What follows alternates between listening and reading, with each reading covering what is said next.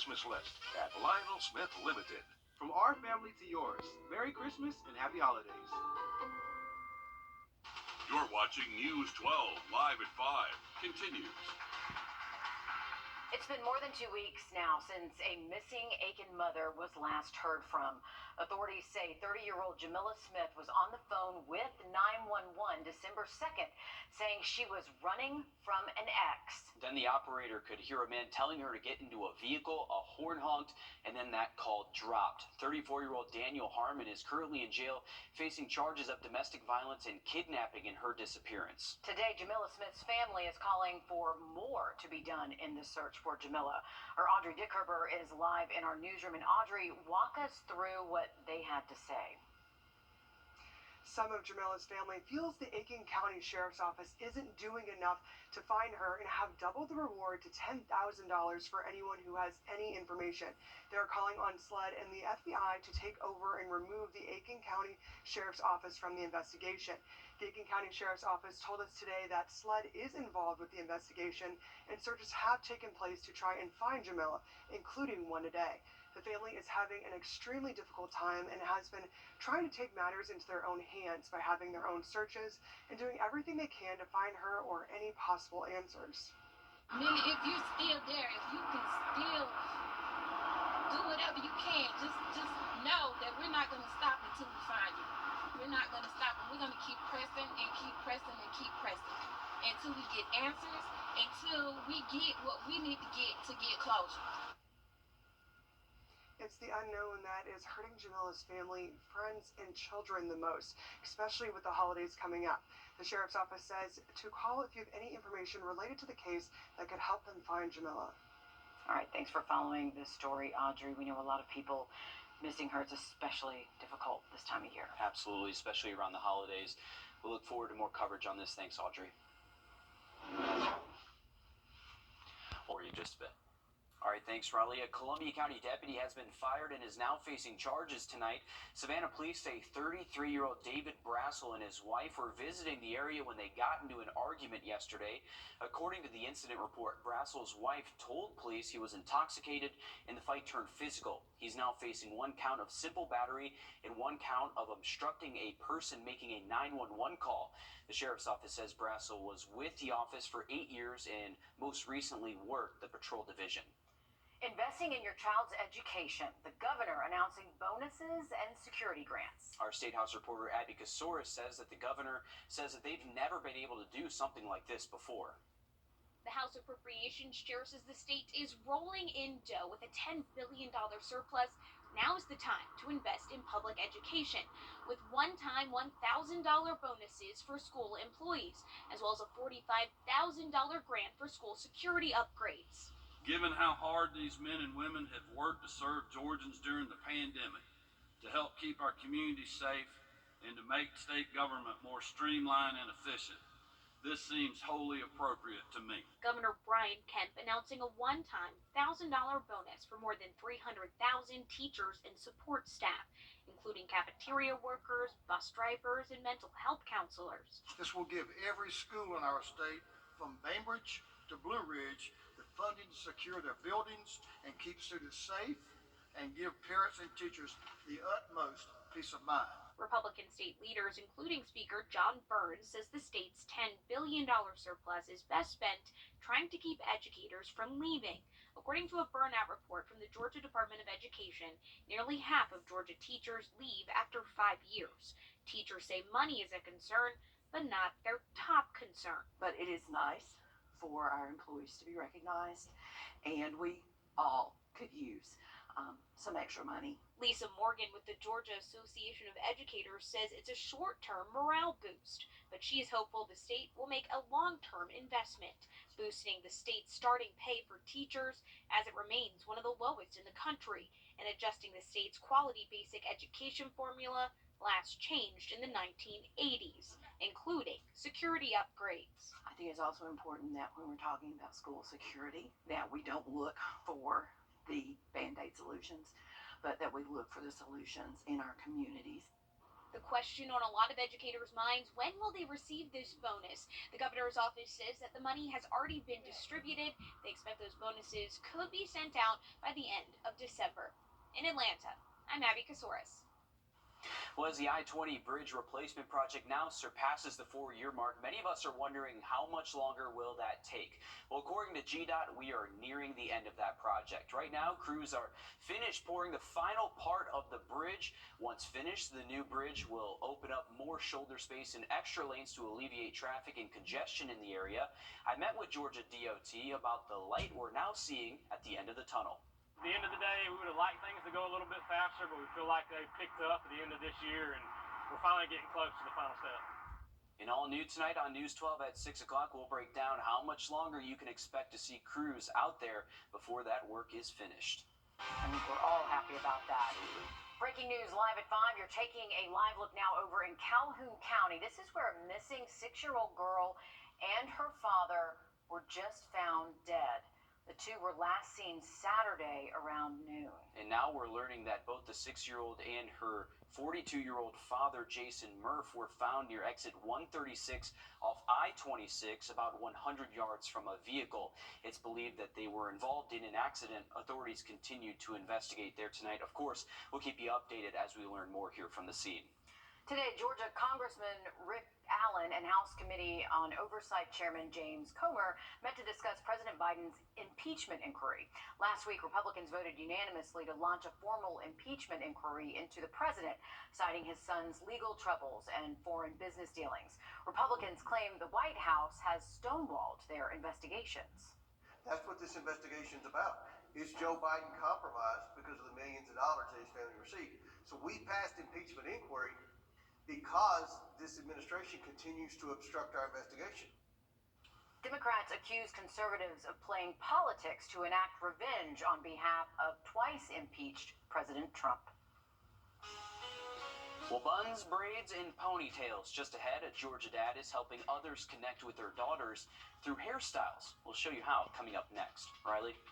And we do have some cold temps ahead this week. Tonight we're dropping into the upper 20s, but getting even colder by Wednesday. Have a look at that full forecast just after the break.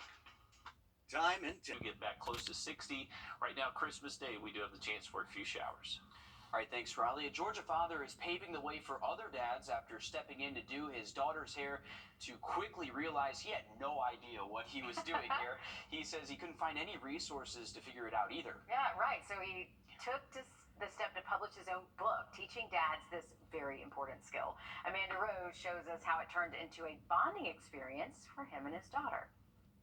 Askia Fountain may look like he's an expert, but styling his daughter Brooke's hair took lots and lots of practice. 3 years ago, Fountain says he remembers putting Brooke's hair in a messy ponytail before school. Turns out, it was picture day. I didn't know I was supposed to put products in it or nothing. Fountain wanted to improve his hairstyling skills, but says there weren't many books out there to help fathers learn. So Fountain decided to create his own. You know, I think we have to take the masculinity part out of it too and realizing that this is for our daughters and it's more about support. And I think a lot of us look at it like it's something that's too masculine for us to do. Today, the father of two has published a book called The Girl Dad Manual. From buns to braids to pigtails, it provides step-by-step instructions to educate fathers in all different hair types and textures. I've had some of my friends that are Jewish and other cultures, and they have mixed kids, and they didn't know how to do the hair at all. So, and this is coming from women too, and they were just telling me, like, I wish I had this when I was, my kids were younger. The book has an activity section for dads to practice and develop their skills. Fathers and daughters can even write down affirmations to say to each other to strengthen their relationship. Proud, kind, worthy. Fountain says the book is meant to be educational, but it's also an opportunity for fathers and daughters to bond. That's what Fountain says he values most, and his daughter couldn't agree more. When he learns how to do something new, it brings us closer in a way. Good for him. The book is available on Amazon. You can learn more by checking out our website, wrdw.com. If you're looking for a Christmas movie to watch, there are hundreds available on the streaming services, but how do you find one? I'm Jamie Tucker, coming up with a smartphone app that can do the job for you. First Alert Radar, powered by Jim Hudson Automotive Group. We are excited to announce that the Medicare Specialist is now 64 Insurance Group. And while we've expanded our portfolio to include other health insurance products, we are still your go-to for all things Medicare. Don't wait until you're 65 to call. Are64.com. Toyota.com. Hey, Jill, what's the matter? Man, this name change is stressing me out. Everyone will know we still specialize in Medicare. Yeah, I know that, but what about this? Are64.com. Nothing helps you get into the Christmas spirit quite like a holiday movie, but with so many to choose from, how do you know what's available and what's good to watch? Our consumer tech reporter Jamie Tucker shows us a smartphone app that can help you pick one out. What the Tech, sponsored by Augusta Preparatory Day School. If you have Netflix, Amazon Prime, Hulu, and some of the other streaming services, you can spend half the night just scrolling, looking for something to watch, especially when it comes to Christmas movies. I stopped counting at 250 that are available. But how do you find one to watch? Oh, the app Real Good lets you see what's available on your services all in one place. It's as simple as selecting the services you have or can watch for free on Tubi, Pluto, and Freevee, and others. Real Good then shows you what's playing that you can watch, and there's a holiday movie section. So here are the movies available on your services. Yep, you're going to see some stinkers listed here, but Real Good does a really good job of sorting and filtering the titles. You can search by the average customer rating on IMDb and the release year. And here's where Real Good shines. It found a documentary about the song Silent Night that was released in 2018. I would have never found that without this app. You can play the title on your device and even use the app as a remote to play it on a connected TV. It also recommends movies it thinks you'll like. Real Good is a free app for iPhone and Android devices. It takes some of the frustration and the time lost in trying to find just what you're looking for. I'm Jamie Tucker, and Real Good is the app of the day. You'll find Real Good in both app stores. You can also browse movies from your services from the Real Good website, realgood.com. More invasive yellow-legged hornets have been spotted in South Carolina, but there is some good news. Clemson's Department of Plant Industry is ramping up their efforts to kill off the species. They're using drones to search for nests. This is because the hornets are less active during the winter months. The hornets are threatening the agriculture industry by killing pollinators, especially honeybees. If you think you spot a yellow-legged hornet in either Georgia or South Carolina, you can contact your state's Department of Agriculture. As more of our local athletes continue to sign with colleges, it helps put into perspective just how much talent we have here in our area. News 12 Sports Director Dan Booth just got back from North Augusta High School with the latest on one of the Jackets football stars. Following in his brother's footsteps, North Augusta kicker Jack Stevens, the kid with the golden leg and the golden helmet, is kicking his way to the next level. Although the official signing window doesn't open until Wednesday, Stevens celebrated his plans to sign with South Dakota State with his coaches, teammates, and loved ones this afternoon. The soon-to-be graduate was named first-team All-State as a specialist in South Carolina, made the North-South All-Star team, and took home the honor of being All-Region. We'll hear from Jack Stevens on his decision, what he's looking forward to, and what he'll miss about North Augusta later on this evening. Congrats to Mr. Stevens, and congrats to all of our local footballers who will be featured in the Georgia Under the Lights Top Plays of the Year. That countdown will be coming your way on News 12 at 6 o'clock. Now, at the college ranks, we have some good and some bad news for the Georgia Bulldogs. First, the good news is quarterback Carson Beck has just announced he will be returning to Athens to play for the Dogs during the 2024 season.